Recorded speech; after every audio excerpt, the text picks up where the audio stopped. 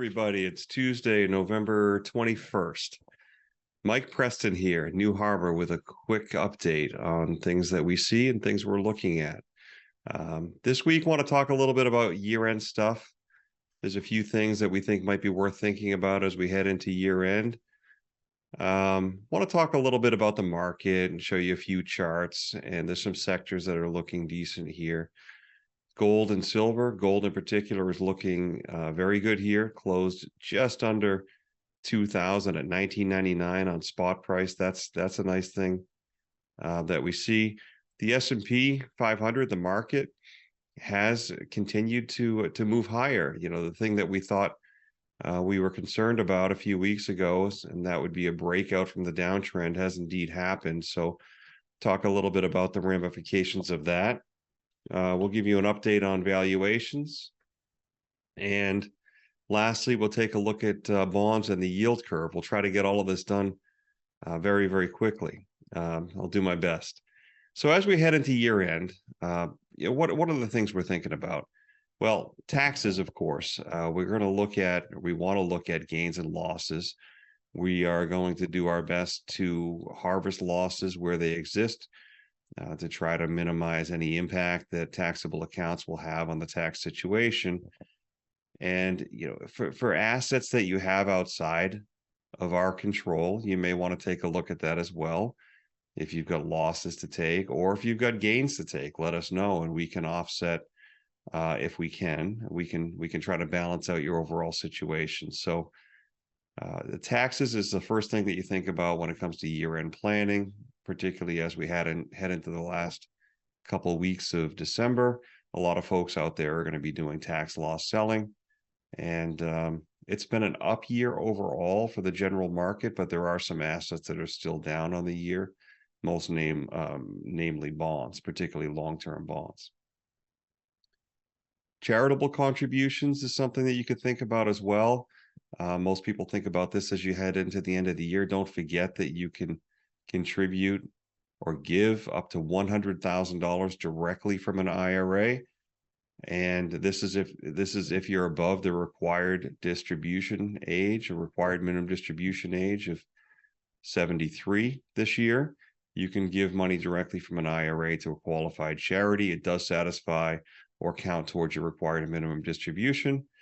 And, you know, that income never hits your taxes. So it benefits you if you don't otherwise itemize deductions and don't get credit for the charitable contribution. You can get credit for it this way.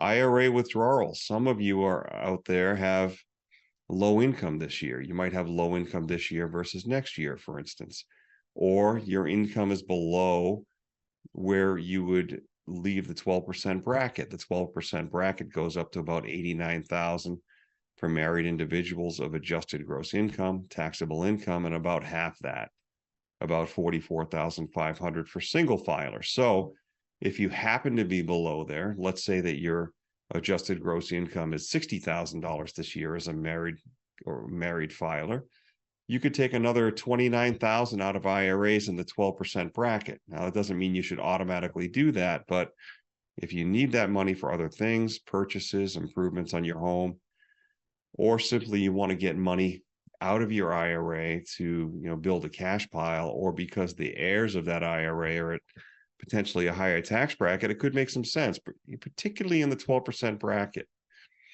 You could also choose to do a Roth conversion, which makes a heck of a lot more sense, I think, in the 12% bracket than in the 22 or the 24% bracket. So if you want to talk about either distributions from retirement accounts or Roth conversions, particularly if you're in that 12% bracket this year, let us know. We'd be happy to talk about that.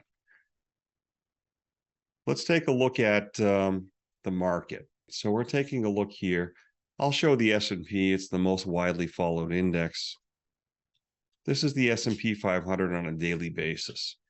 So a few weeks ago on here, we said we were concerned about a potential breakout from this downtrend channel. Our short-term indicators were reversing up. And so therefore, we actually reduced our hedges. We did have in the money December puts on the S&P at 4,500. We closed those, and we took some of the proceeds from that and we bought January puts down at 4,100. The effect of this is it drastically reduced the cash that was exposed in that hedge. I'm glad we did this because the market has continued on its move higher. Furthermore, we started to look, because our short-term indicators have reversed up and because this breakout looked to be imminent, we started to look at sectors where we could take small positions. We are by no means wanting to get bullish in this market. We still think the valuations are very bad. They're at record levels like they have been for most of the last few years. And this market has been very narrow. It's been driven by only about 7 or 8 stocks. The rest of the market has been relatively flat, a little bit better in the last week or two, but for the most part, it's been a very concentrated group driving the market higher, and that is never a good thing. But this market did indeed break higher, so we started to look at some other ideas. We recently added the insurance sector. There's other sectors that we're looking at as well. We have industrials as well for a small piece. We're up to around 22% stock without the hedges, if you don't count gold stocks, which we think are a little bit different anyway. So we're by no means super bullish, but we're trying to be a little bit tactical. We reduce the hedges to reduce the risk on the value of that hedge. And we nibbled on insurance. We're looking at a couple other ideas. We still have a large cash position, roughly 40% in treasury bill equivalents. Those treasury bills are earning over 5%. So any idea that we put on board has to hopefully overcome that hurdle because the risk-free rate is 5% or 5.2%. But we're starting to see some things look like there's a real risk of another bigger move higher, maybe even another blow off top. And I don't want anyone to think we're going to jump all in. And it will feel uncomfortable if we're not all in and the market moves higher. But these are what I think are short-term moves. And even if we get another blow off top, I think it'll be short-lived. And the market will be lower than here, much lower than here at some point in the future, in my opinion. So this is the S&P. If we go to a weekly chart, I think that will be a little clearer. This is the peak last January.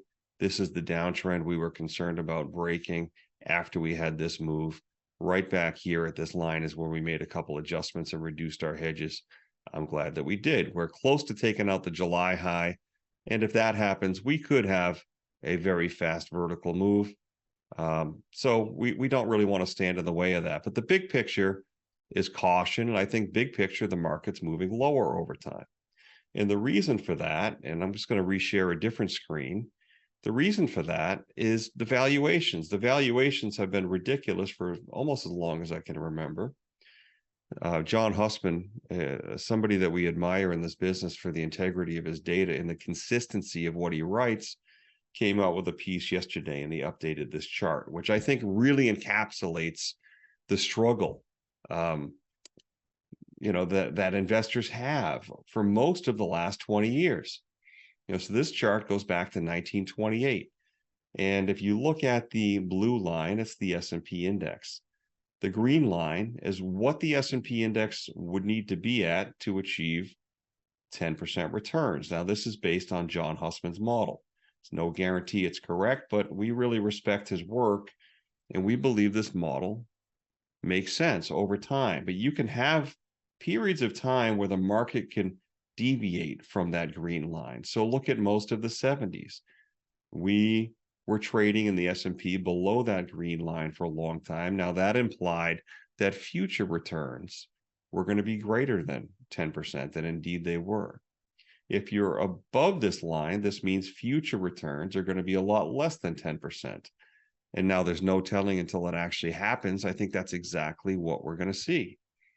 So based on John Hussman's model, we'd have to be down around 1700 on the S&P 500 to achieve 10% returns.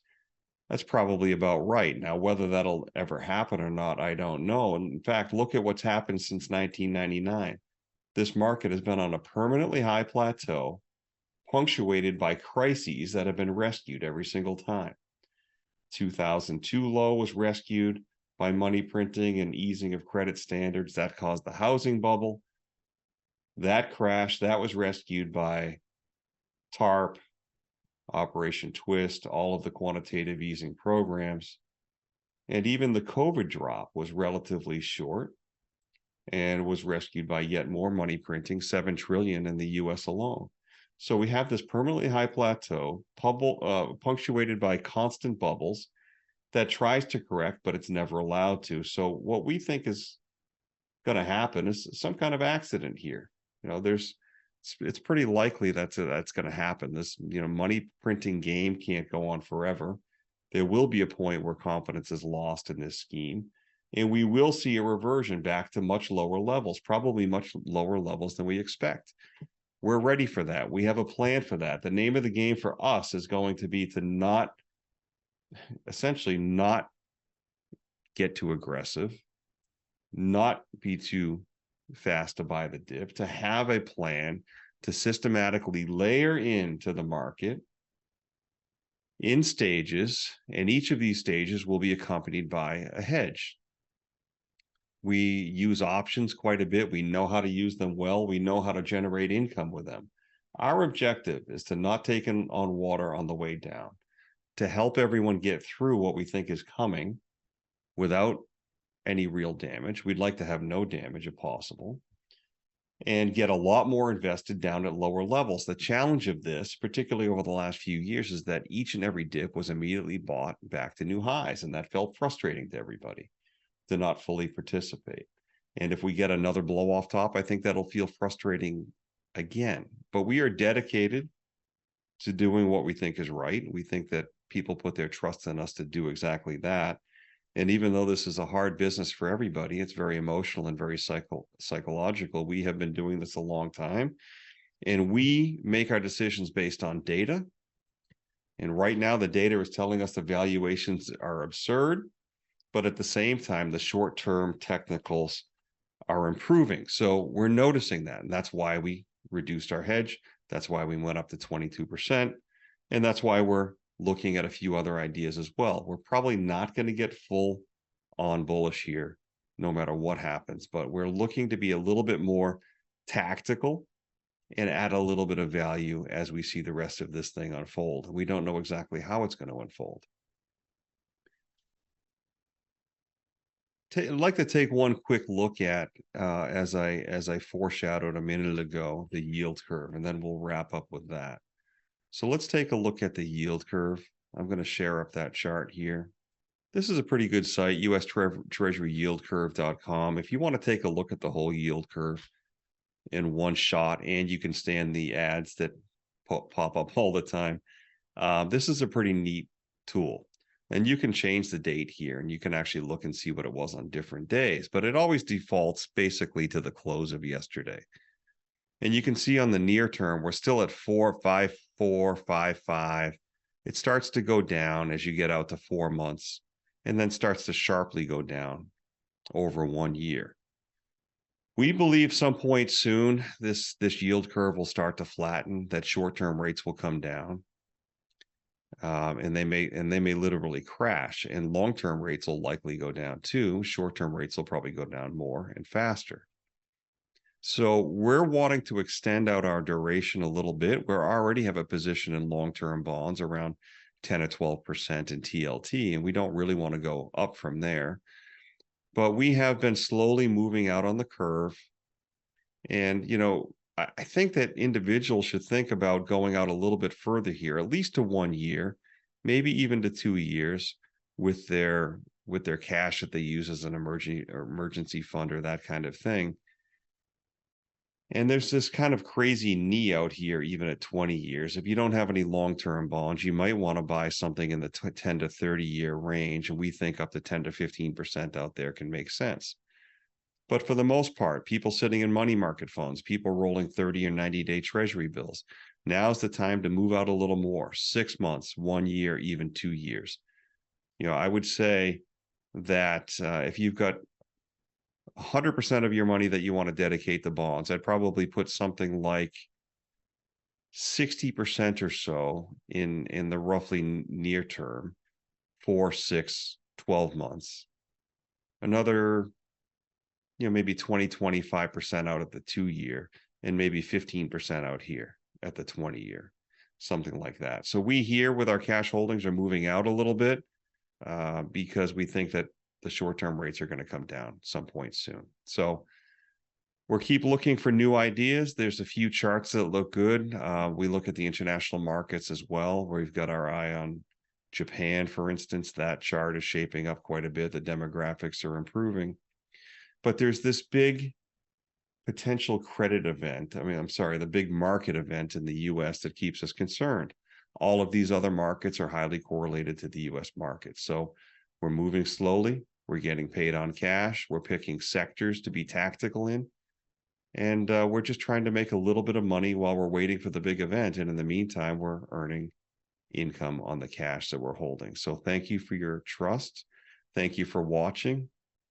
We are very grateful to have you. And until next time, goodbye.